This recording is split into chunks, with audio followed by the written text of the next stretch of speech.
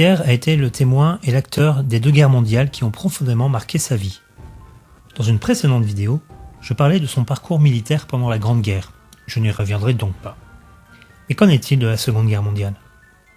En septembre 1939, Pierre vit à Marange-Sylvange avec sa famille, sa femme Clémence et ses 3 enfants, Pierrot, Roger et Armande. Il est âgé de 42 ans. Il n'est pas pour autant libéré de ses obligations militaires et il est réserviste au sein de l'UCPMI, l'usine d'Agondange, qui doit être prête en cas de guerre. Mais après la débâcle de 1940, l'Alsace et la Moselle sont à nouveau annexées par les Allemands et le Troisième Reich. Terrible désillusion. L'allemand redevient la langue officielle et le drapeau nazi flotte sur les édifices de la commune.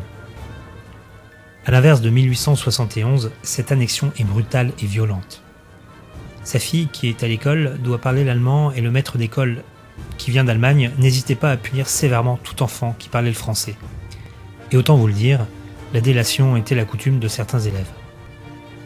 En 1942, Pierre et son fils, qui lui a 18 ans, travaillent à l'usine d'Agondange. Un jour, les machines s'arrêtent. Elles sont sabotées. Les Allemands pensent alors que Pierrot, le fils de Pierre, était impliqué dans ce sabotage. La police entre alors violemment et précipitamment dans la maison, fouillant tout ce qu'elle pouvait, renversant les meubles, soulevant les matelas. Pierrot est contraint de rentrer dans une voiture pour être emmené en prison. Mon arrière-grand-père sort alors en criant « Ils ne peuvent pas l'emmener sans preuve ». Ma grande-tante s'en souvient encore. « C'est mon fils qui est dans la voiture, c'est mon fils qui est dans la voiture, vous pouvez pas le prendre ». Pierrot est emmené près de Sarrebruck, dans une prison. Au bout de quelques semaines, il rentre enfin à la maison. Pourtant, quelques mois plus tard, Pierrot est contraint d'entrer dans la Wehrmacht. Il sera obligé, c'est un soldat malgré nous. Après 3 mois d'instruction, il part sur le front. La famille reçoit quelques nouvelles par courrier.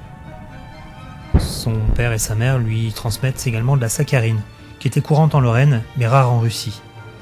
Cet envoi lui permettait d'échanger contre du pain ou de la nourriture.